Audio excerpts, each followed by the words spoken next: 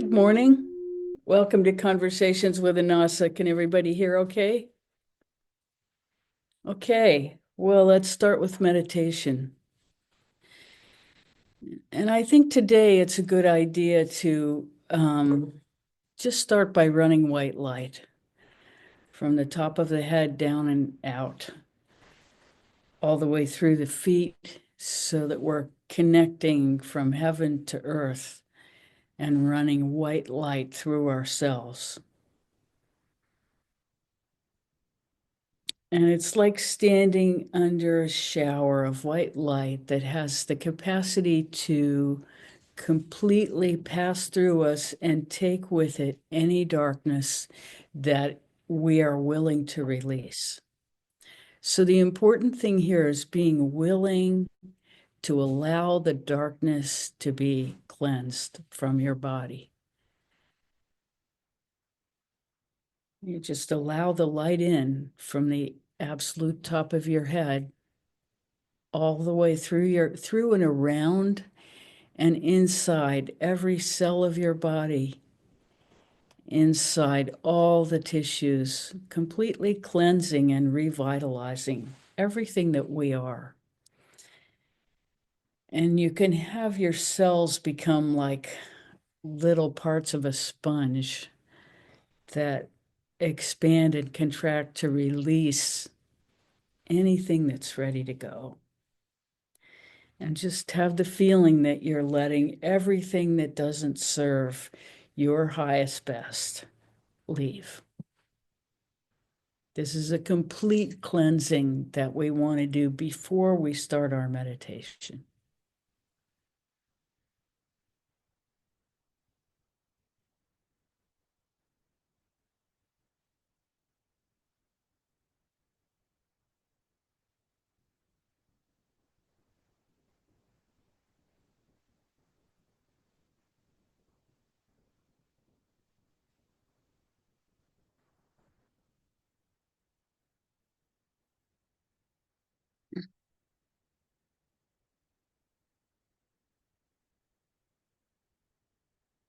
And you can use your breath, just breathing through the top of your head, inhaling in this white light.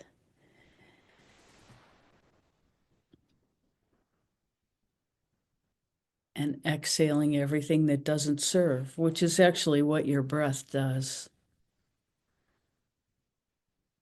It inhales life and it exhales toxins.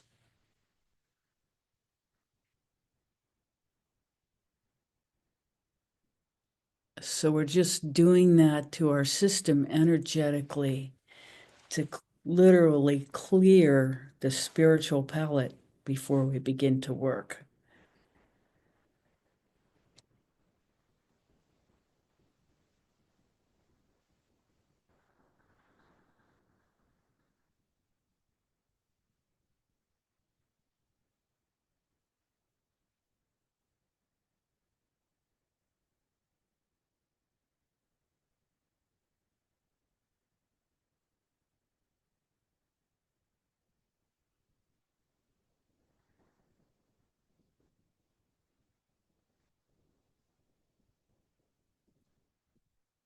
And then there's a part two to this, and that is we ask if you're ready to do this and take in the idea before you commit to it.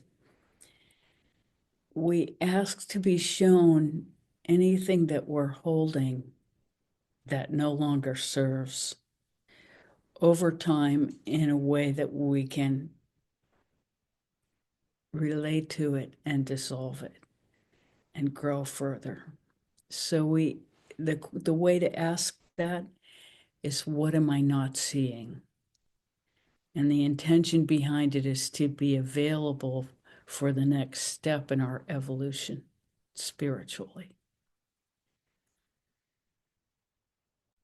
So the question is, what am I not seeing as we continue to run this white light? And when we ask these internal questions, we don't necessarily expect an answer in the moment. because these are deeply held patterns that we, for whatever reason, have not yet engaged. So we ask to be gently shown at the right time and place.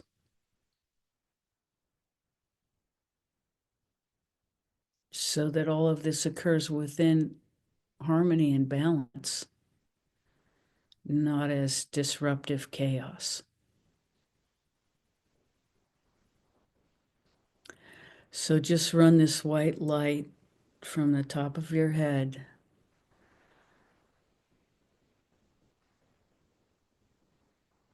encompassing your entire body and as far as your energetic being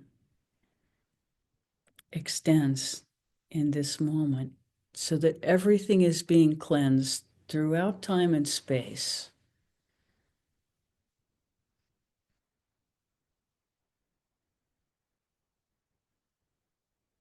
And as that cleansing happens, we're asking to be informed about what it is that we have not yet seen, what it is that we have not yet seen that is ready to come forward to be cleared.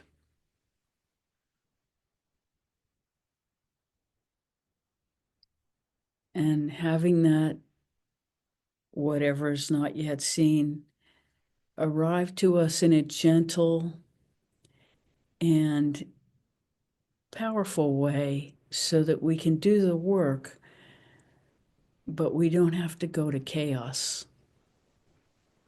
to receive the information.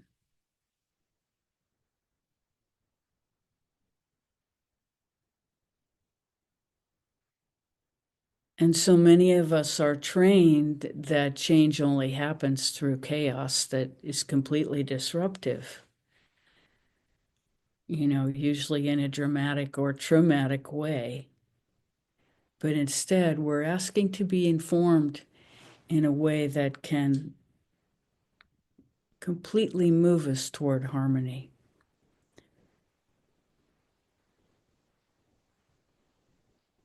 So continue this white light through your entire being.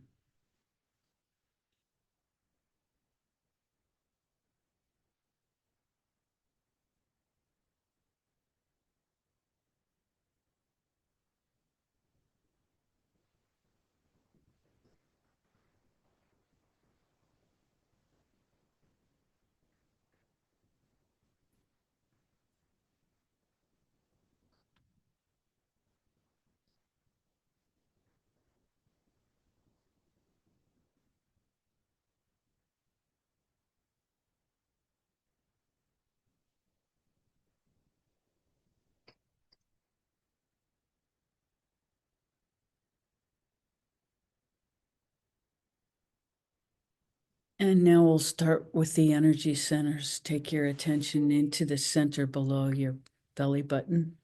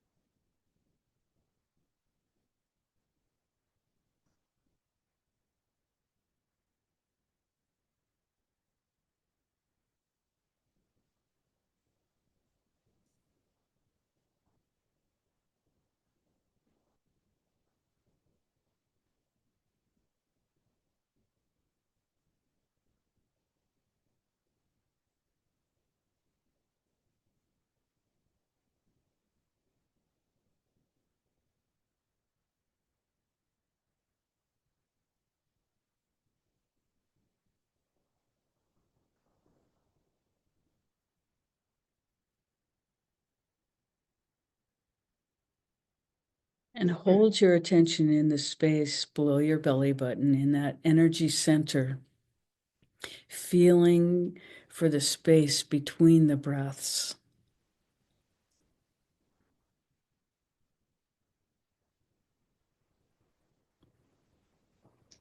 And imagine that all the energy from your head is draining down into this space.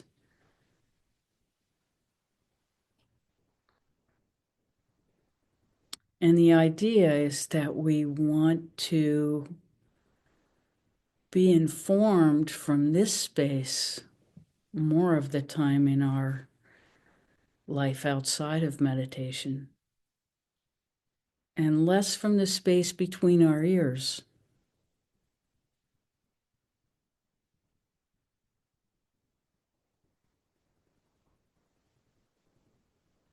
Because from here, we are calm. We have clear vision. We tend not to be so reactive.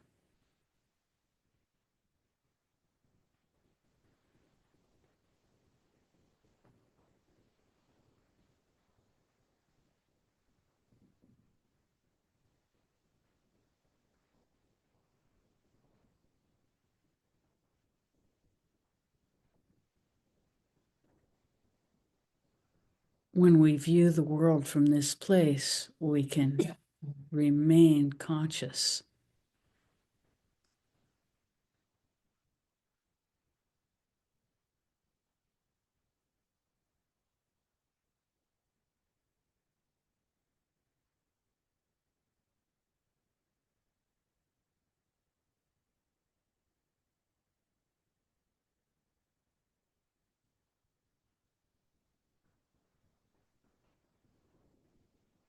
When you're ready, allow your attention to go down below the earth so we connect to Mother Earth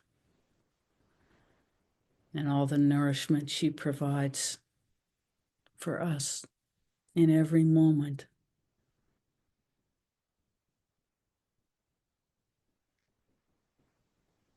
Feeling for her soft abundance that provides the air, water, sun, everything we need is provided by Mother Earth.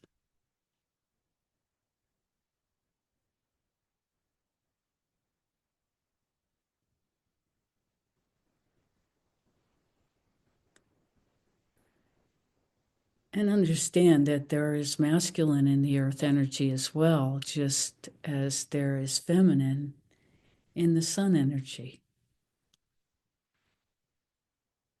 Everything is in balance and harmony and contains its equal and opposite within it. So there is no domination,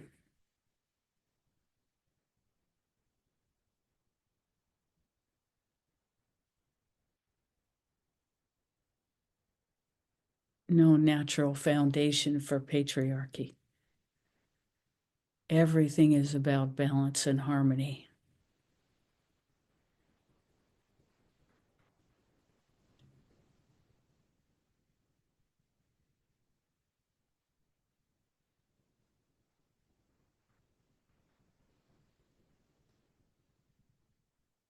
Understanding this, we can find the balance inside ourselves. Gently allow your attention to rise up to the solar plexus.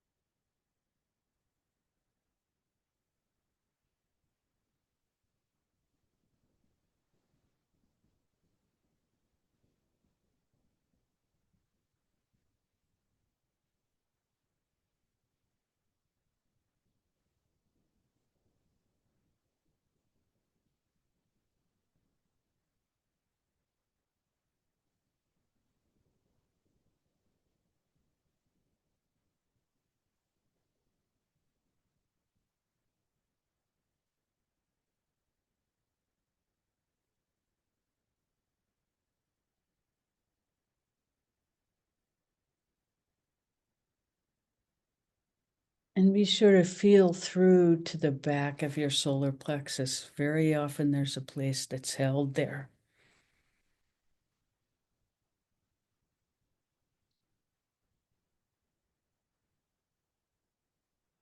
And when you find a restriction in yourself, it's fine to say, what am I not seeing?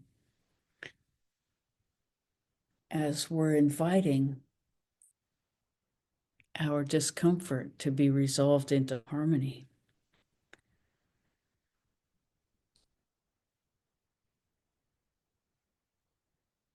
It's that we don't see, that we're not willing to see, that trips us up. We all know that by now.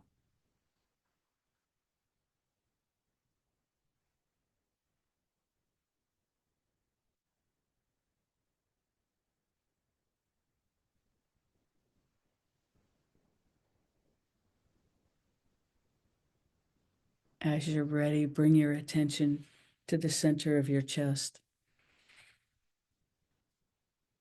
opening your heart center.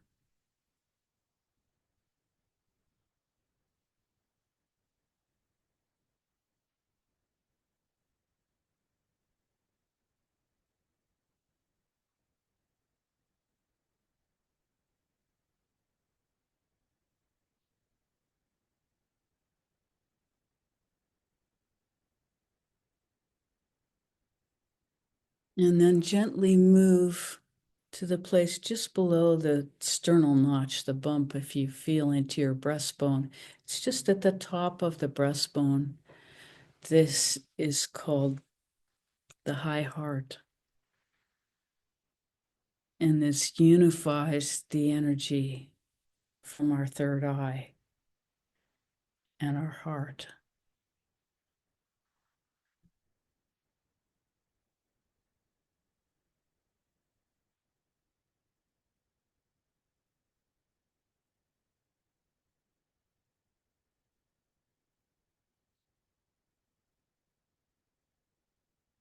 And it's a gateway to fifth dimensional awareness.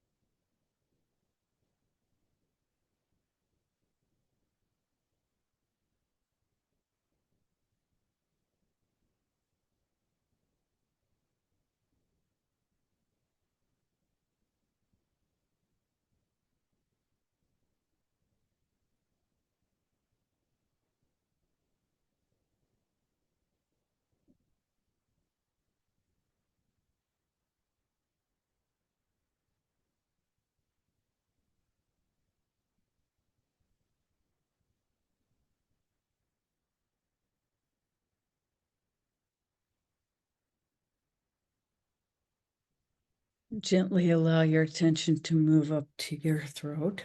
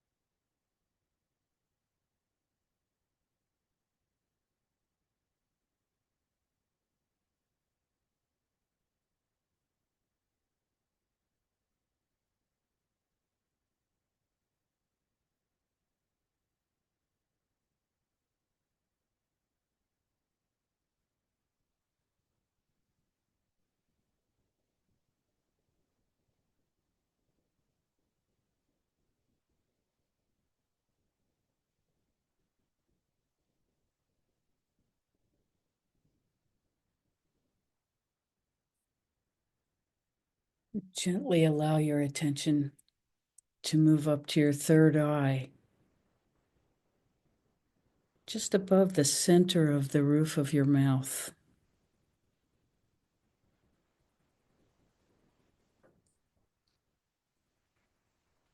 And you may naturally feel the energy lift out the top of your head as you do that.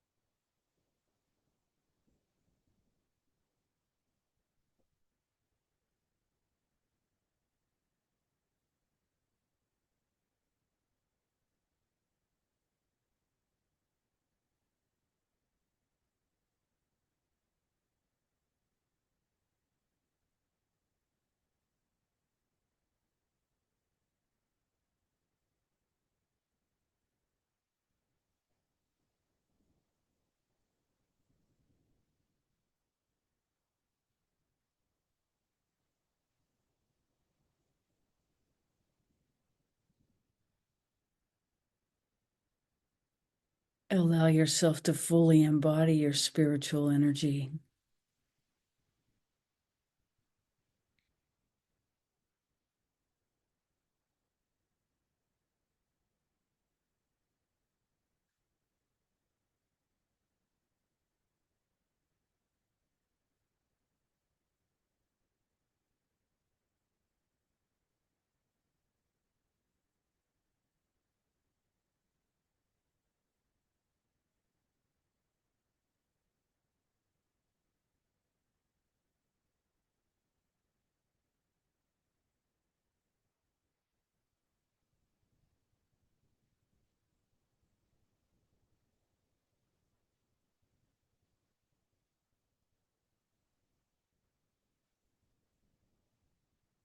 When you're ready, holding your attention inside in this beautiful, beautiful field, gently allow your eyes to open, encompassing two places at once.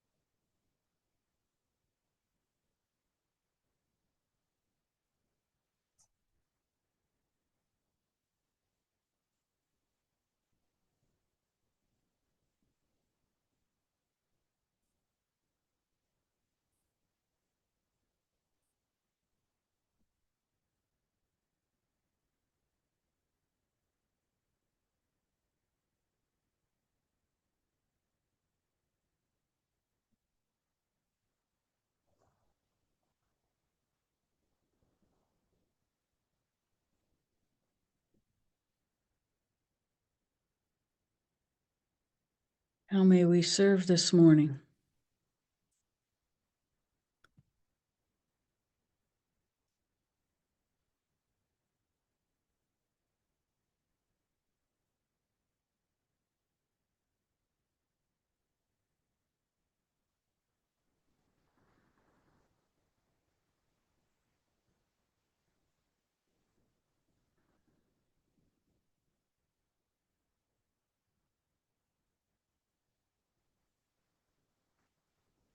How's everybody doing?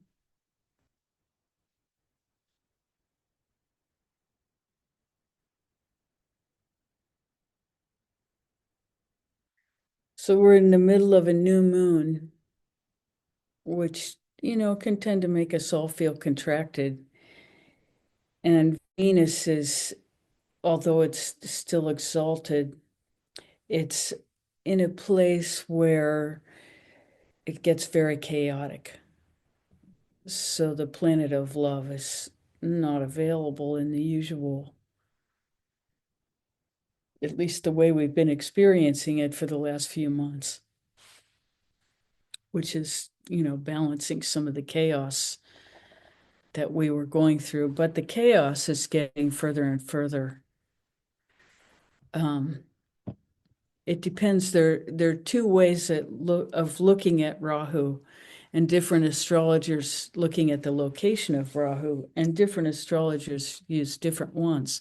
There's one because it's a shadow planet, right? So it's really knowing where it is a mathematical event, but it actually moves quite a bit within the area that it's occupying. And so there's some astrologers who take the average of where it is over a given time and use that. That's called the mean node. And then there are other people that take something called the true node, which is where it actually is in a given moment. And because one of my teachers uses one and the other one uses the other, I'm getting a firsthand experience of both because I go back and forth a lot. And my experience is this, it's that the true node is really important when you're looking at where planets are in the sky at this moment. But the mean node is is what you use when you're looking at somebody's entire life in the natal chart, because that's the average. And so it's a way of splitting the difference, because in those different situations you want accuracy in a different way because of what you're looking for. So anyway, that's what I've come to at this moment. It will probably change over time. But the reason I'm saying that is because, for some people, Rahu is already in Aquarius, and for other people, it's still hanging out right on the edge between Pisces and Aquarius. So it's very uncomfortable. And I'm kind of in that place because that's what I feel about that movement in the sky, that it's not quite finished. We're still entrenched in this kind of chaotic, but it's lessening. It's not as intense as it was. So in a few days, there won't be any disagreement about where it is. It will have completely moved. So those two things, the moon being behind the sun, which is what a new moon is we can't access.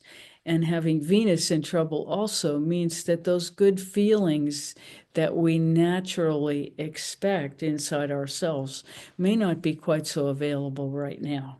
And so our tendency is to shoot ourselves in the foot. Oh my God, I can't feel it. There's something wrong with me. I'm not doing it right. I'll never, we'll go there usually when we experience that. So to understand that both Moon and Venus are in trouble, and that leaves us with Mercury, Mercury can go good or bad depending on who's next to it. So, so at the moment, we're responsible for holding to our own goodness inside ourselves, even though it's not as readily available from our environment as it is at other times. We hope that makes sense.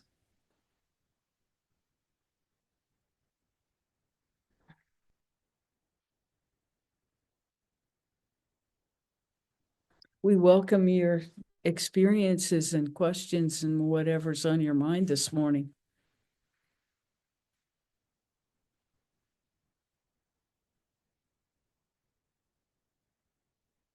Yes.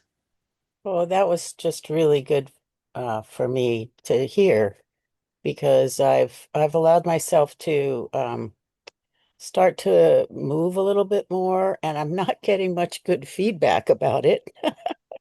And and just to hold to my own goodness is good, and not expect feedback, not need feedback is really good. Well, feedback is important. The feedback we get from our body, feedback from other people. Well, we have no control over that. So we can't take it personally. We have to always consider the source if it's coming from somebody else. But the feedback from our body, as we begin to move, and is that what you're talking about, or is it more the external? It's both. Yeah. Well, the feedback from our body is really important because you know your body really well. So you know when the complaints are about injury and when the complaints are about something that's been stuck that's trying to release and move forward. And so whenever we make a change, especially at our age, the first thing we experience is pain. And so the thing to do is work with it, see what it will allow. And of course, you know that you've been doing it your whole life. This is not new information. But and the other thing, is there's this, we've been working with this. Like I'm kind of joking with myself because I've been trying to lose weight. And my goal was over the last 6 months to, make a big dent in the 30 pounds that I'd like to lose. And and the joke is that I have lost 30 pounds, but I've lost the same 10 3 times. And this is this is like a perfect definition for aging for me, for this body, is that yes, it will make a change, but then it kind of wants to go back. And then it will make the change, but then it kind it's aging gives us a different equation almost every day because, I'm sure you've heard me talk about this woman who was my patient who lived into her hundreds, who used to stand in front of the mirror naked in the bathroom once a week and turn around very slowly, looking at her body and say, "This is the body I have now." And in that practice, it's really a practice of self-acceptance in the now. And, the feedback we get in the world as we age is, you know, we can be pausing in a store and somebody will come up and say, "Are you okay?" Just because we're not moving for a minute. And it might be that we're trying to decide, between this jar of pickles and that jar of pickles, and completely engaged in our decision. But people respond to us differently. And the other thing is that generally we become invisible because, we're not putting out the pheromones we used to. which is how most people interact. They're looking for something different.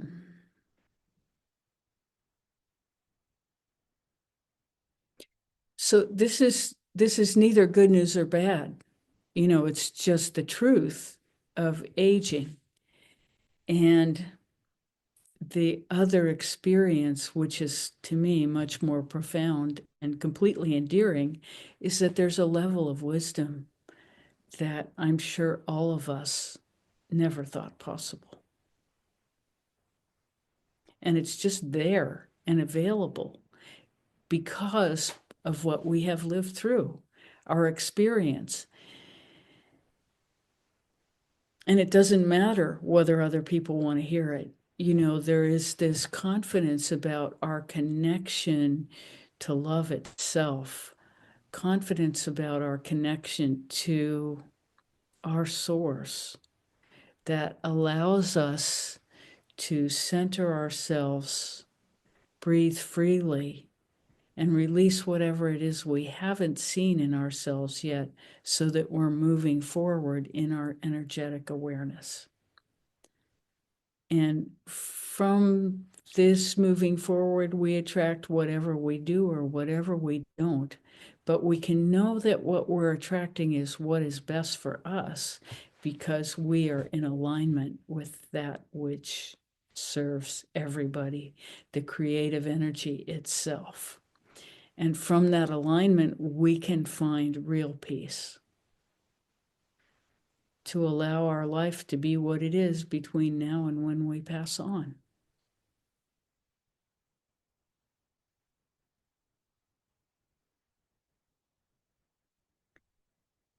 And to abide in that understanding that we're here through the grace of God. We evolve. And, God is such a masculine word. Through the grace of spirit. We evolve through the grace of spirit. We become, we unbecome, we dissolve into that which is eternal.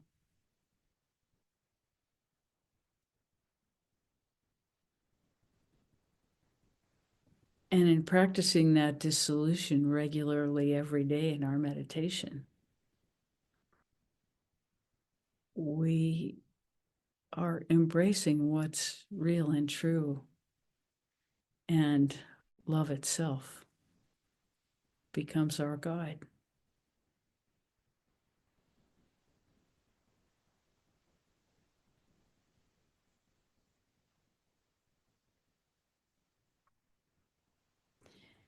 And that Buddha smile that comes in as we feel and understand our union with that wisdom, that's real.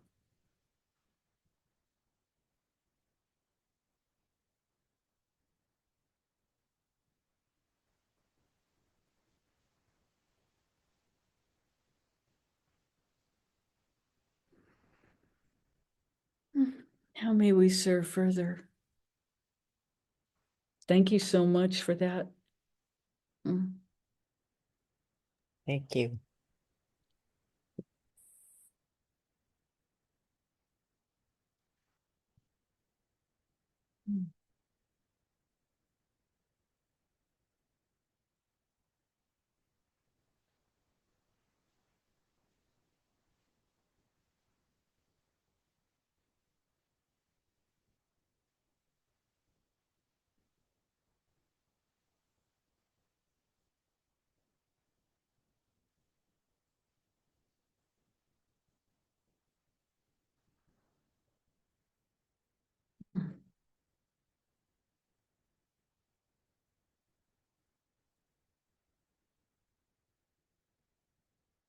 What else?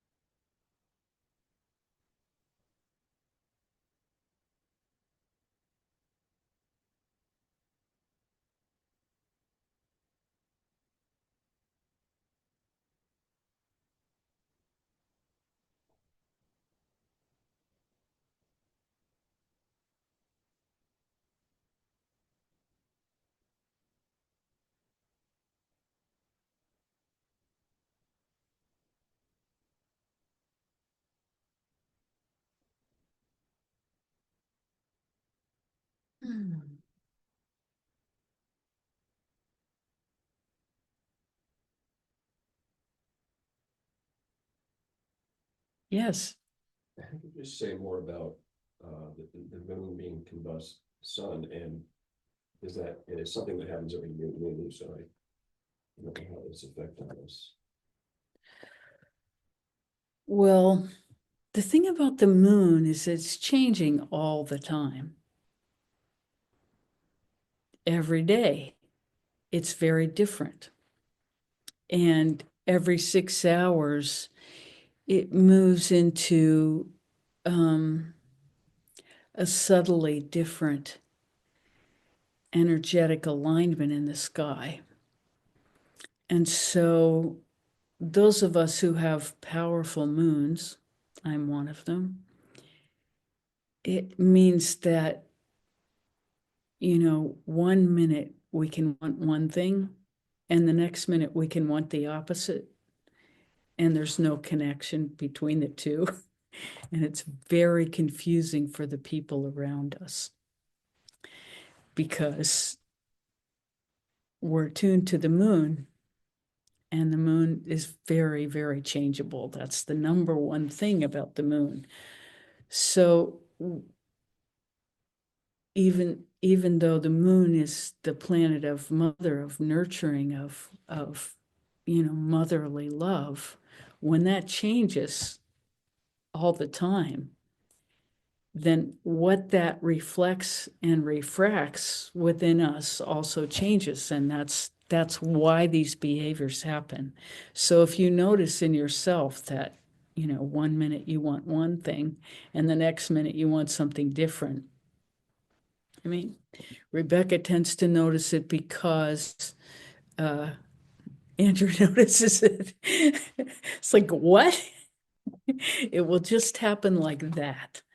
And um, and the interesting thing about it internally is that it feels internally totally consistent.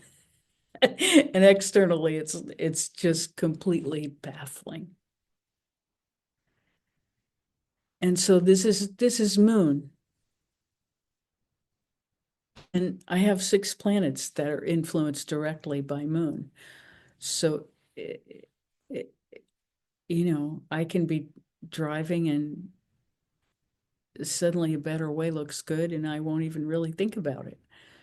So it's about becoming conscious of these patterns allows us to choose. That's the power of consciousness. It increases our ability to choose. And knowing that we have certain tendencies only helps that. So to answer your question, really what happens when the it's really when the moon goes behind the sun, so we can't access that energy, is that our capacity for nurturing even ourselves comes into question. It for usually a 3-day period once a month, and we can track it on the calendar.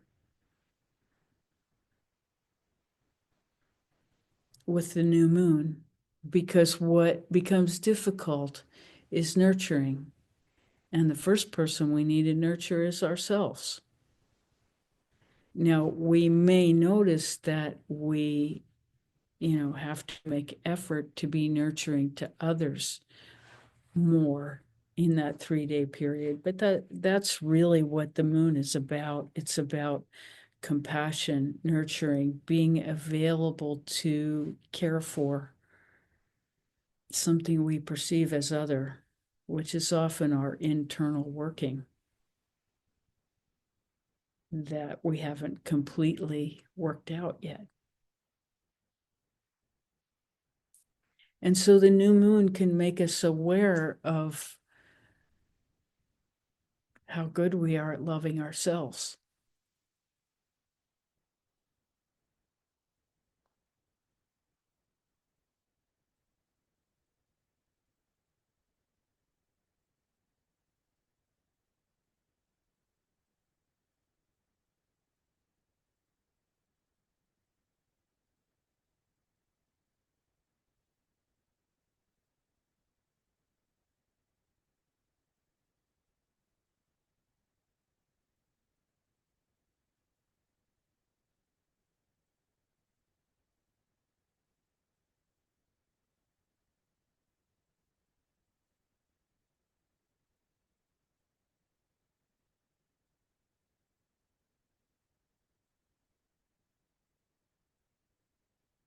What else?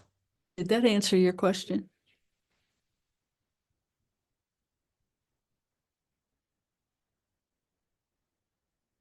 And this Gondanta thing that we talked about with Venus, I need to explain exactly what I'm saying. When a planet moves, the planet of love, which is Venus, Venus is love, the feminine sensuality, all the luxury things that please us have to do with Venus. When Venus goes from a water sign to a fire sign, when water meets fire, there's steam. And so there's chaos in this transition. And so it happens, there are three places in the horoscope where that happens. And this is one of them. So Venus is in a period of chaos. So this also gives us less access to the beautiful feelings. Venus is about beauty, the beautiful feelings we have toward ourselves. So it's not our fault that we're having trouble accessing, nurturing beauty, appreciation for ourselves and our environment. But neither one of these are going to last very long, a few days. But since we're in both at the same time, it's kind of a compressed, hard state to be in. It's easy for us to get hard-hearted about whatever, usually about ourselves.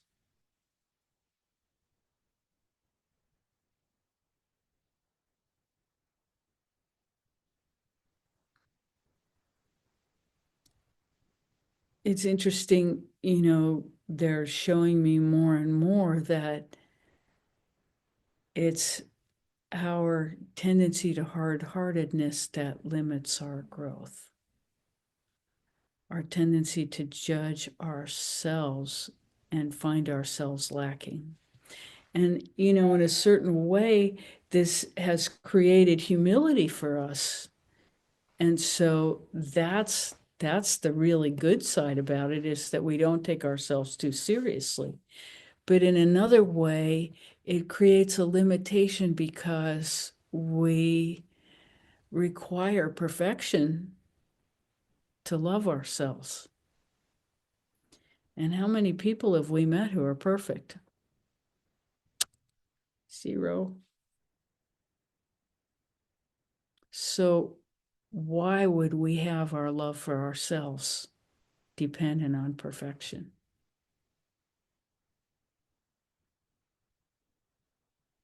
So it's a good time to,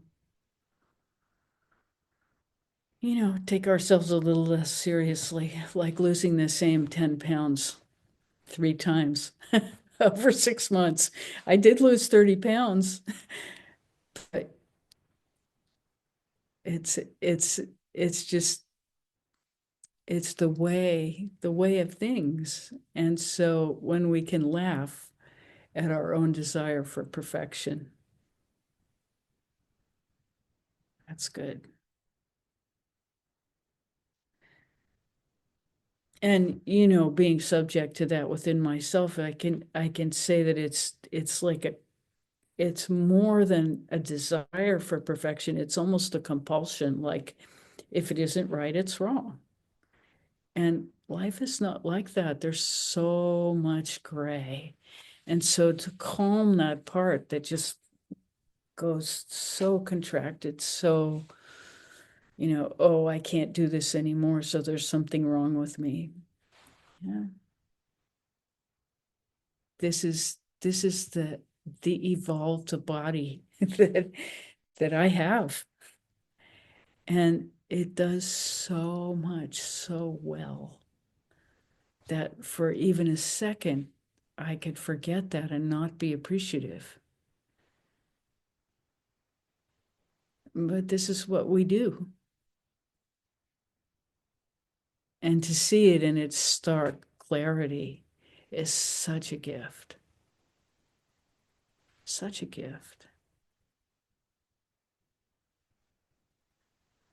Because that's the gift that allows us to change, to choose differently.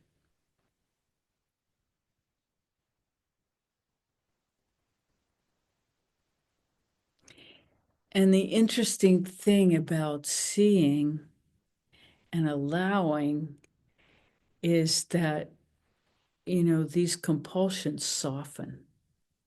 And so the reactiveness, the teeter-totter that used to run our mind gets narrower and narrower. Instead of doing this, it goes like this, and then it starts to come into some kind of balance.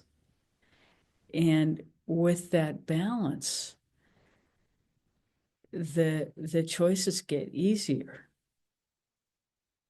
And we're not constantly going to open or closed. It's like how open and how closed. They're gradations. And so we have a lot more power over ourselves because we're not slicing ourselves in half over and over.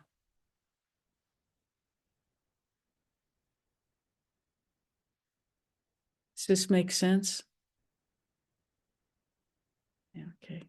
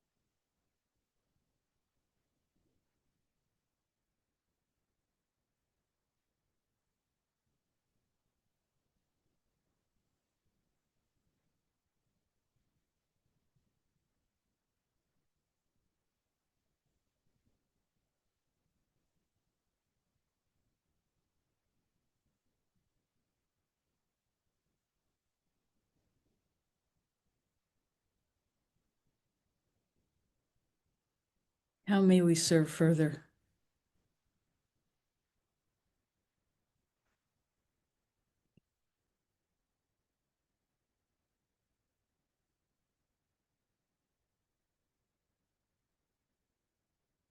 Yes. So we have an interesting situation that I would like to have some wider perspective on. Um, a couple that we're connected to um, are facing a huge challenge. I'm not sure that they're aware of it, but having gone through a similar situation ourselves, I would like to be of assistance in their process. And here, let me give you a little background. Um, our handyman, who thinks of us as his parents, both of his parents are dead, and he loves being here with us, and he works really hard. His partner has been experiencing menopause, depression, alcoholic seizures, and was just told by her doctor that she has to cut out alcohol. And both of them are really heavy drinkers. Um, we did a lot of work in that area when we were their age or younger, actually.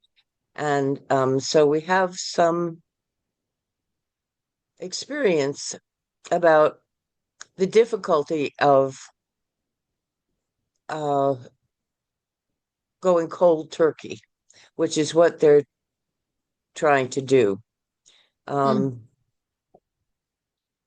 Um, he is here a lot of the time because he's our maintenance guy.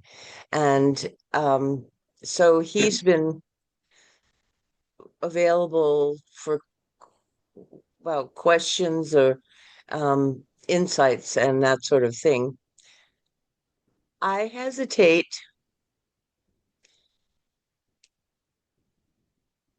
to, well, I don't want to overstep in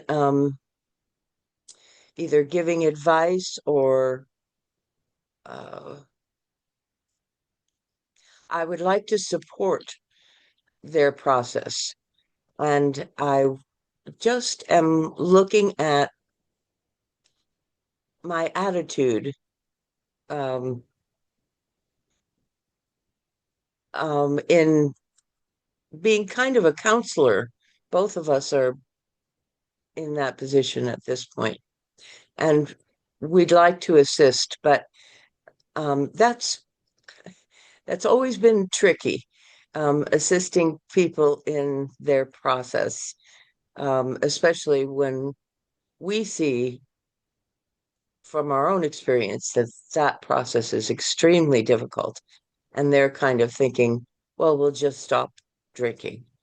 And anyway, I guess it's just what I'm asking is there some wider perspective, Mm. some insight as Well, to how to proceed? We're going to wait until we're asked. absolutely. And That's the first thing is nobody is asking for advice. They're just saying, oh, this is what we're doing. And yes, at so, this point, there's no advice asked for. Yes, yes, yes. And, think of your own process and the reason why people self-medicate. That's what we'll call this. Instead of calling it addiction, we'll call it self-medicating. right. So usually it's because there is pain and Yeah, avoidance of pain. And that's how people get in this situation. yeah, And so we all know that 12 steps really work, yeah, but they don't work until the person is ready. right. And so we have a ready solution that doesn't take a lot of energy from us for guidance and, provides them with literally a professional in addiction who's already been through it and a support system.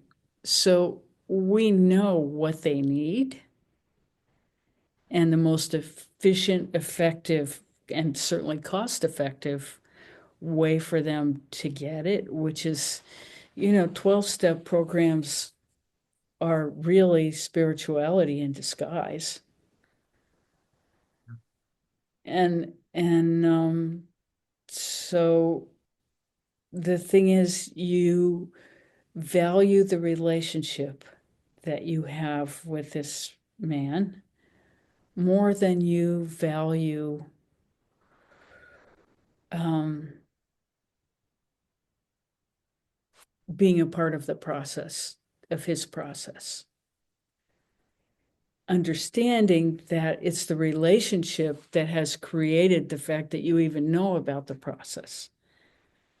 So as you watch, since he's spending a lot of time with you, there will be moments where you want to say something, but you really feel into, is this in the highest best? You really ask deeply before you say anything.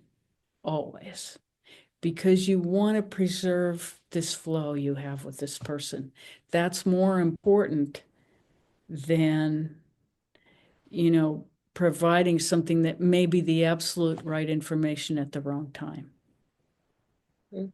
and can create a wall that make the denial even deeper.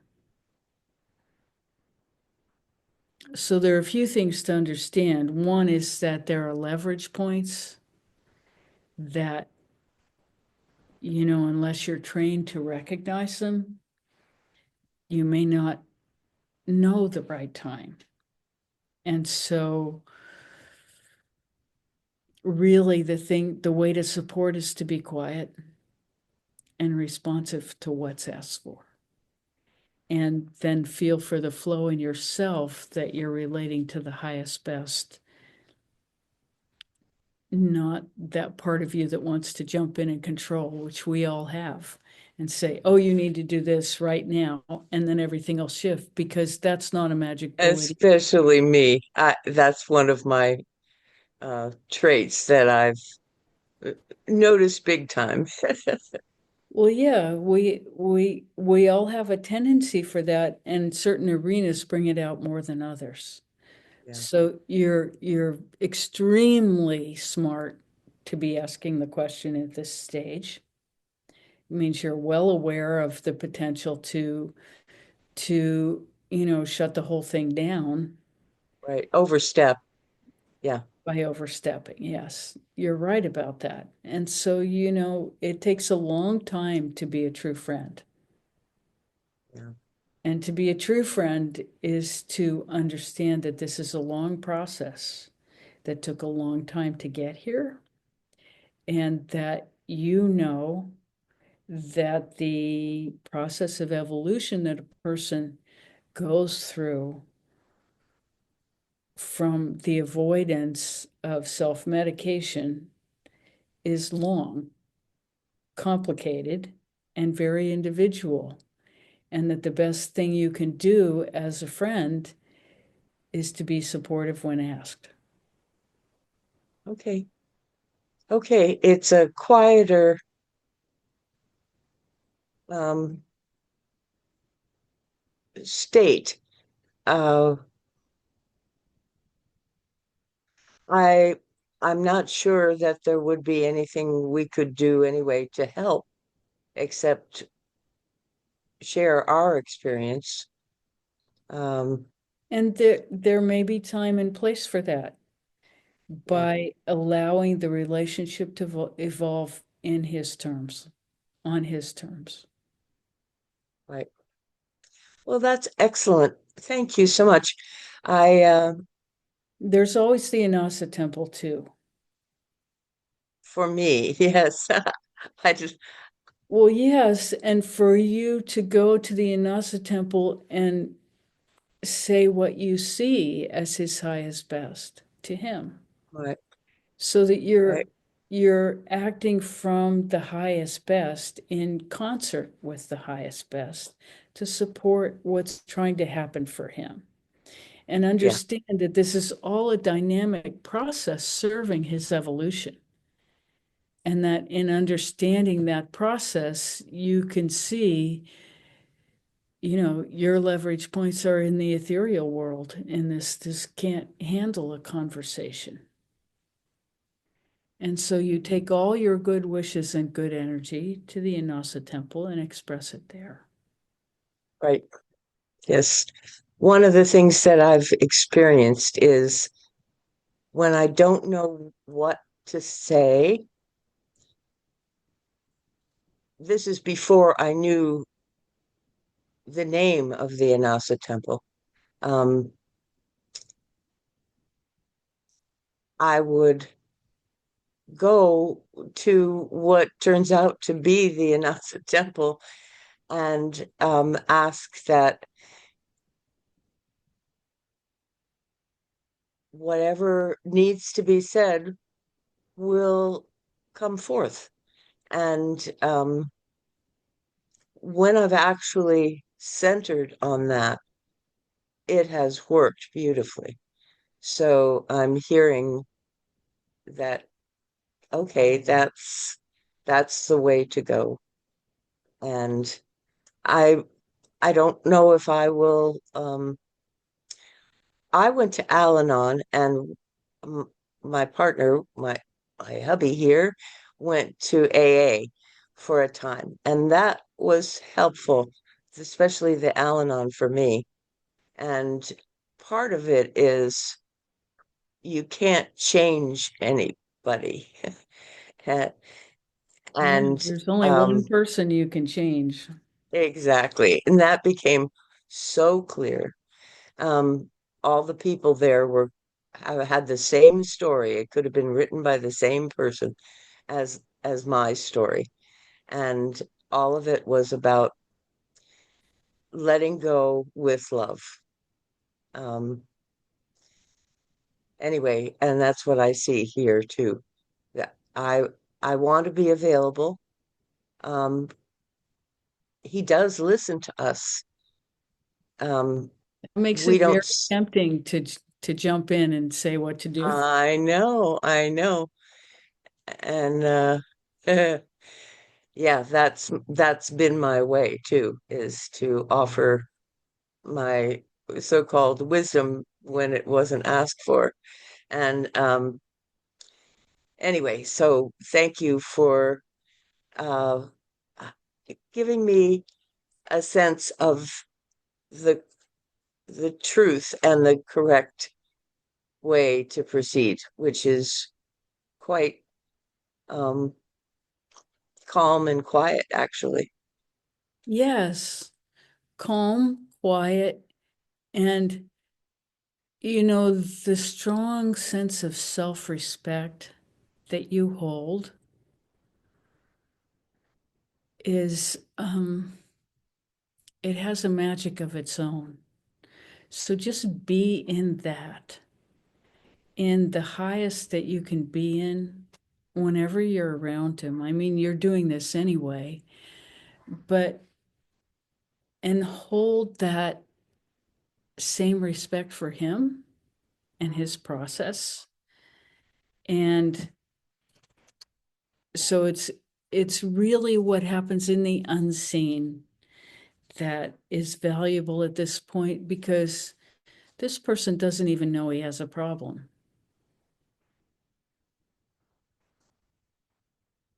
The interesting thing about him is that he would not be a friend that I would choose.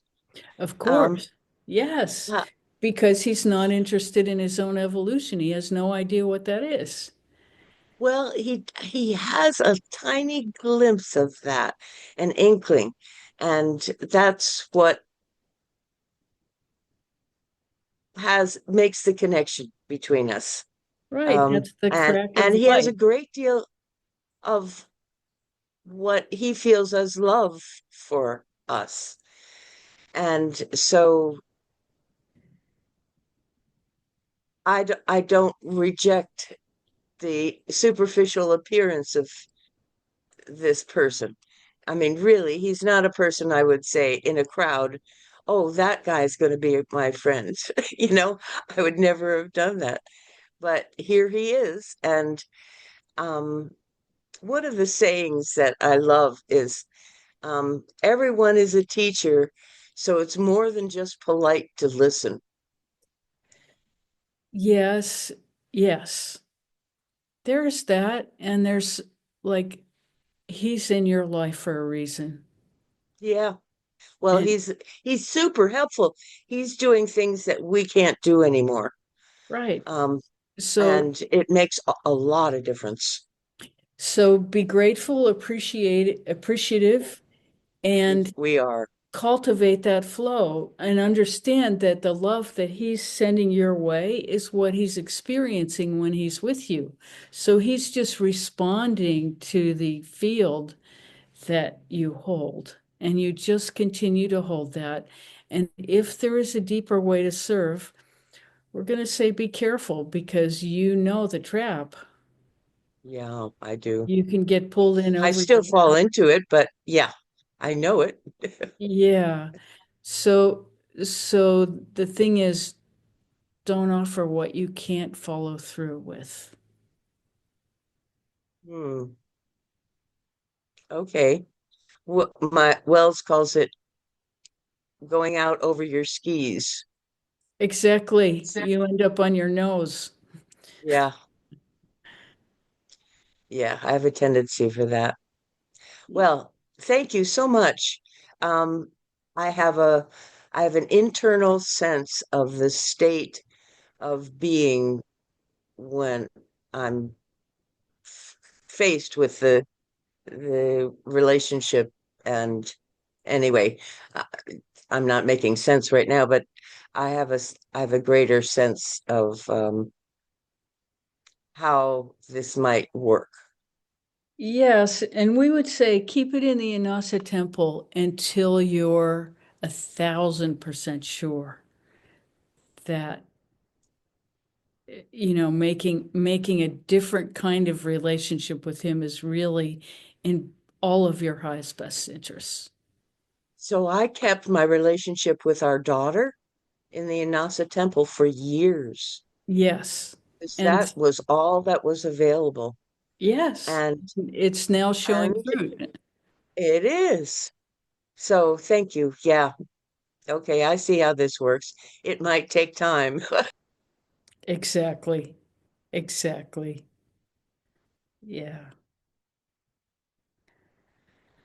So let's Thank you. just take a few, oh, you're so welcome. Let's just take a few minutes to come back into this state that we love so much together and meditate for a few minutes before we end our program. So delightful to be with you.